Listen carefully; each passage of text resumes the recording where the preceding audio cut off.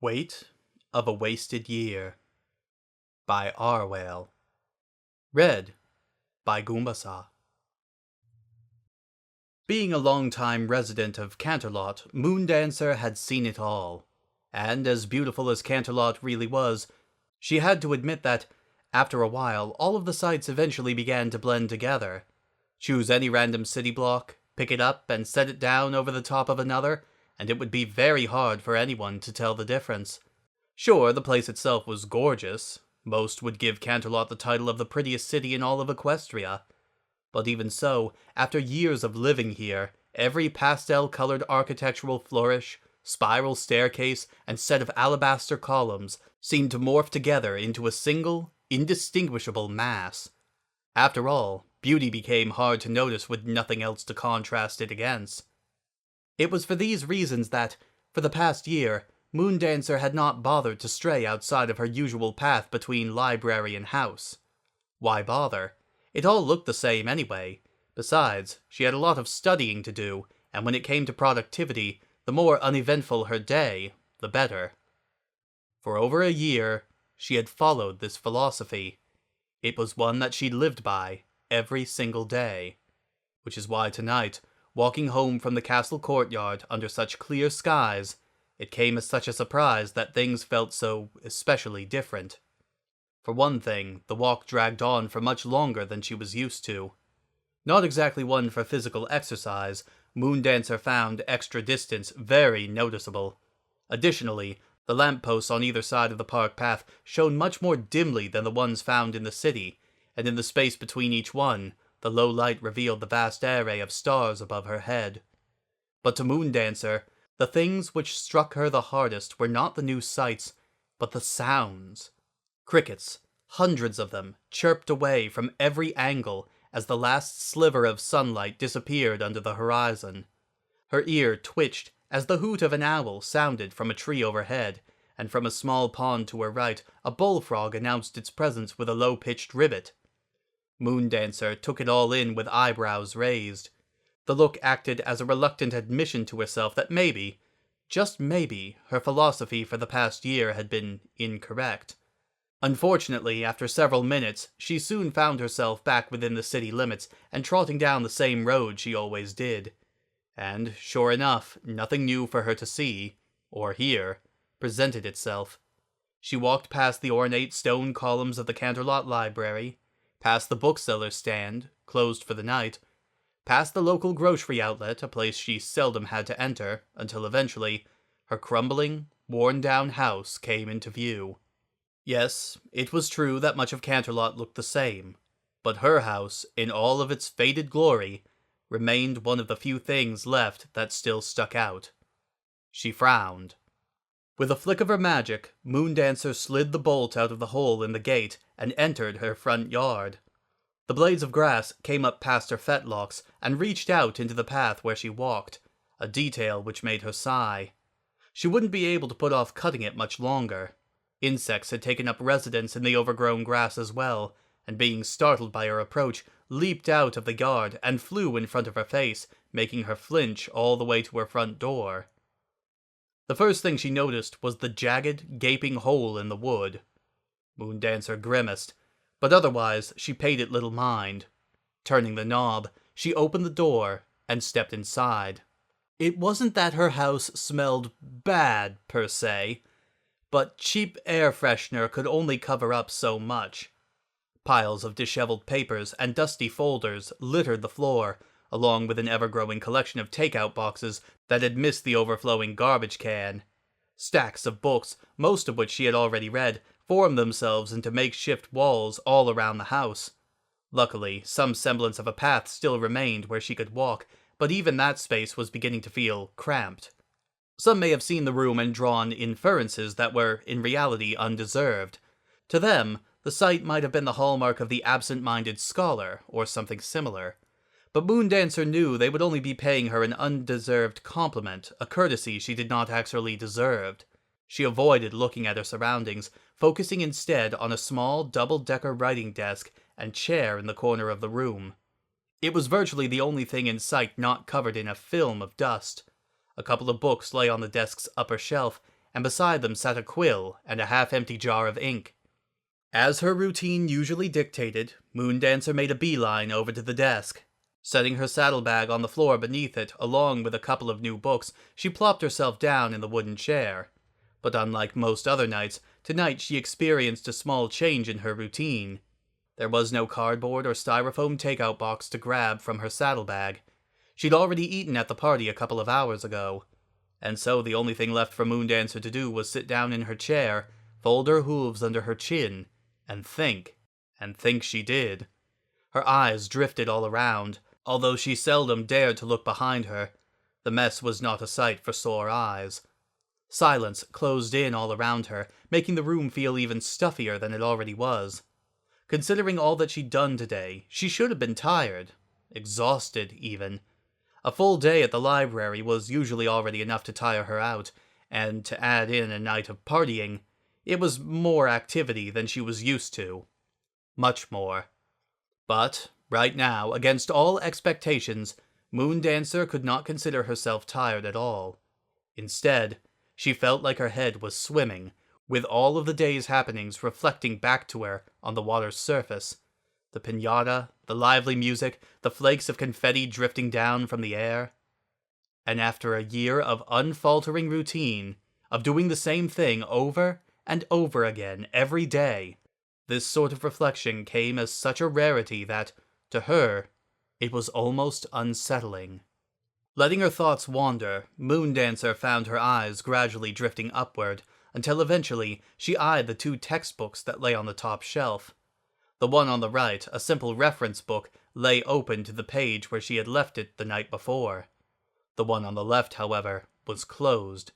The book's fat spine had no fewer than 1,000 pages, causing the whole thing to protrude quite a bit. Across the top of the front cover lay the title, red lettering printed in a rather unremarkable font. Flora of Equestria, a comprehensive encyclopedia. And, perhaps most prominently of all, a bookmark between the pages near the middle of the book. A lone, yellow sticky note jutted out. Moondancer's eyes developed tunnel vision as they locked onto the note. For a while, she didn't even blink, her gaze unwavering. An observer would have thought she had seen a ghost the way her pupils widened and the hairs on the back of her neck stood on end. More than a minute ticked by before Moondancer at last tore her eyes away. To her chagrin, she now turned to face behind her, beholding her living room in its entirety. There was a lot to look at, and none of it good. Moondancer had lost count of how many times she had resolved to clean it all up, but each day she'd put it off. The prospect only grew more and more daunting, until even the idea of tidying up made her heart flutter in her chest. The mess mocked her.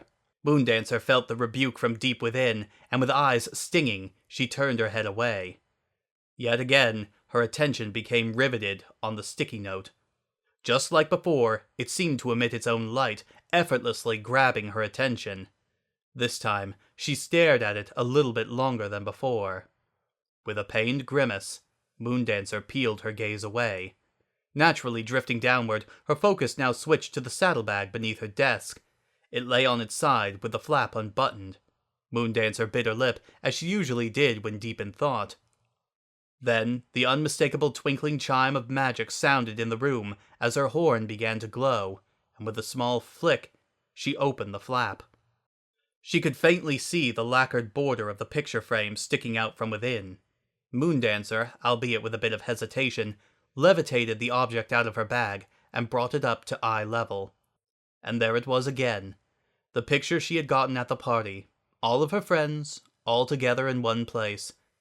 When she had first torn it out of the wrapping paper only a couple of hours ago, she couldn't help but tear up. It was very hard for her to imagine that only a year, one single, solitary year, had come and gone. Only a year's time of being adrift, isolated and alone with only her jumbled thoughts as company. It had felt like 10. And now, she suddenly found herself accepted back into the company she had tried so hard to push away. One night, one party, just like that. If she didn't know any better, she almost would have thought it had been too simple, too easy. With a shuddering exhale, Moondancer set the picture down. Her lip quivered. However, it was not long before she found herself looking back at the neon yellow sticky note displaying itself prominently from between the encyclopedia's wrinkled pages. The sight of it once again temporarily froze her in place. She swallowed a lump in her throat, and it felt like a ball of cotton going down her esophagus. Her horn glowed again. Surrounded in a light grey aura, the thick, heavy book landed with a whump on her desk. Moondancer sucked in a sharp breath and held the air in her lungs, closing her eyes, contemplating, until at long last, nearly biting her lip hard enough to draw blood, she opened the book to the marked page. The diagram of a flower stared back at her from the paper. Its petals were colored a deep crimson, each one looking like the blade of a spear that some pony had dipped in blood. Below that, she glanced over a black and white diagram of Equestria, of which parts of the central region had been shaded in grey. On the page opposite the two pictures, an entire section of text had been highlighted.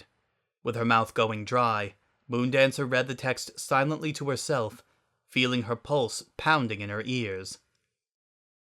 The petals of the heartbleed lily, while strikingly beautiful, are by no means safe for consumption. Much like some of its lesser cousins to the south, the species also contains a collection of toxins that act specifically on the nervous system.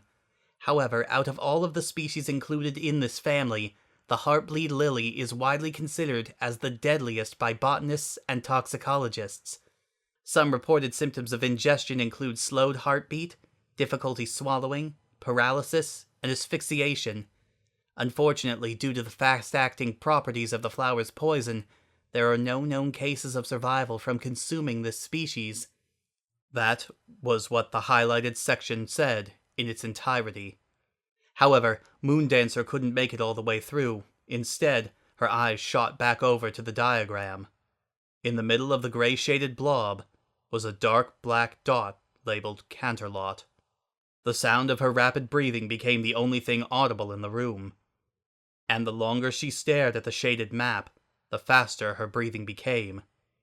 She wished she could have said that she'd stumbled upon it by accident on that late night only days ago, but in truth, she had scoured the entire encyclopedia, searching, weighing her options. Moondancer no longer looked at the pages, but through them. She set her elbow down softly on the edge of the desk and rested the side of her face in her hoof. She let loose a burdened sigh. Water welled up in her eyes, but she angrily swiped it away.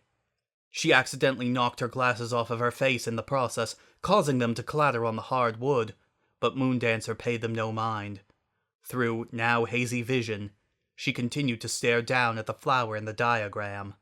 She could practically feel the sharp, blood-colored petals digging into her chest every time she breathed. The sensation seemed so real that she found herself irrationally glancing down just to make sure that nothing was really there. And of course, nothing was. But that somehow only made it all the worse. A familiar feeling stirred in her gut. It was the feeling that her insides were floating inside of her, like tethered balloons bouncing off of one another in the wind.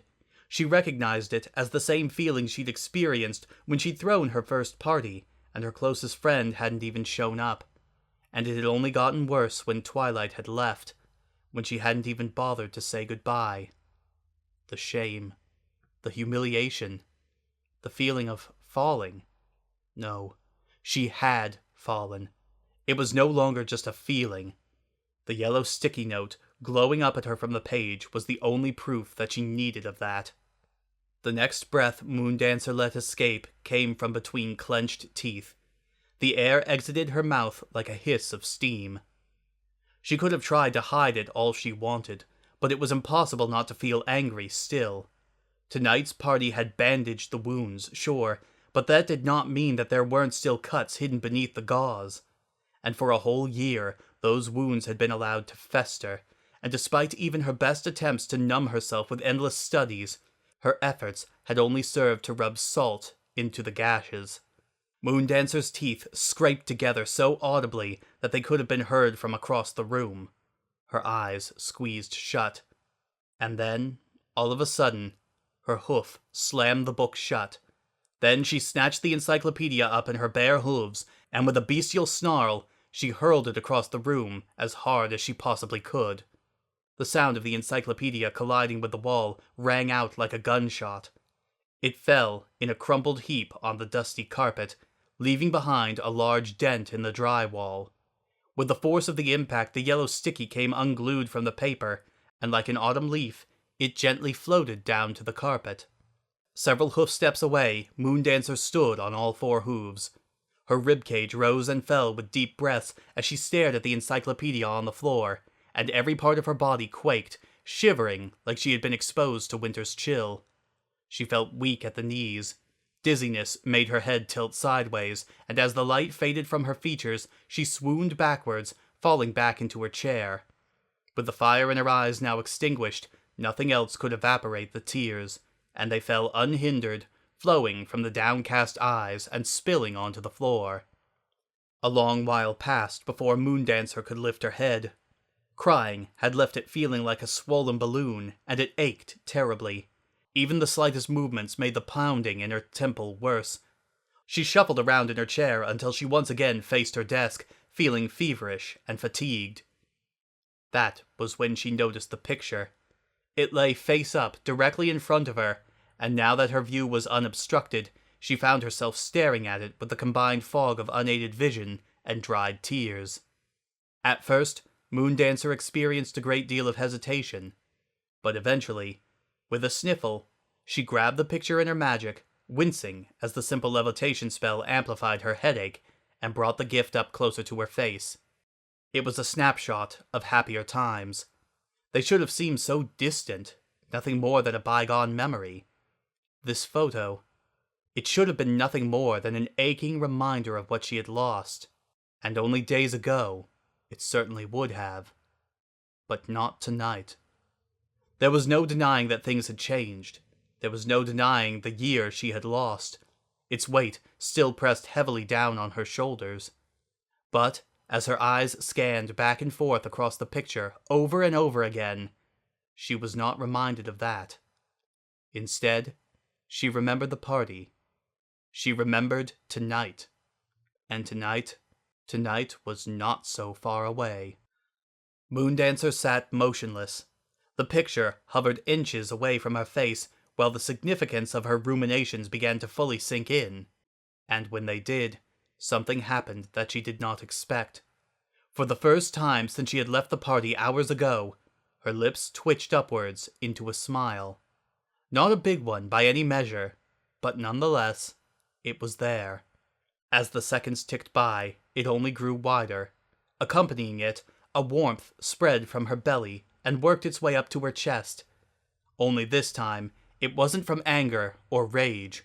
It seeped through her pores, coating her skin into a shade of lively pink. Without warning, Moondancer whirled her head around. Through her narrowed eyes, she beheld the terrible mess once again. But Moondancer did not back down. In fact, the sight of the discarded papers only acted as more kindling to fuel the flames of determination in her eyes.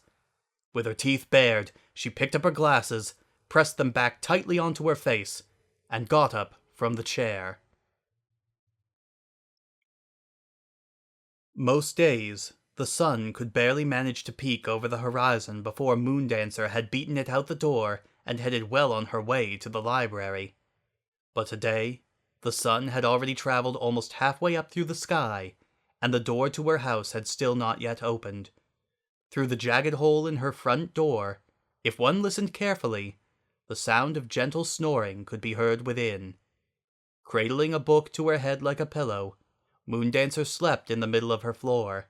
A little puddle of drool had formed on the carpet by her face, right beside her glasses, which had slipped off sometime during the night.